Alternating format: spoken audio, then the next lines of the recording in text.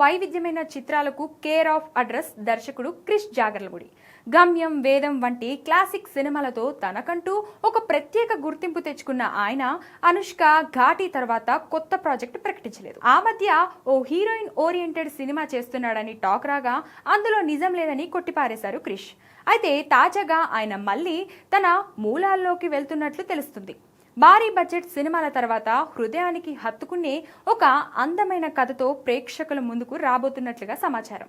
అంతేకాదు, ఈ ఏడాది ఉగాది పండుగ పర్వదినం సందర్భంగా క్రిష్ తన కొత్త ప్రాజెక్ట్ని పట్టాలెక్కించాలనుకున్నారట. ఈ సినిమాకు సంబంధించిన ప్రీ ప్రొడక్షన్ పనులు ఇప్పటికే పూర్తయ్యాయట. పండుగ రోజునే పూజా కార్యక్రమాలు నిర్వహించి వెంటనే షూటింగ్ ప్రారంభించడానికి రెడీ అవుతున్నారట.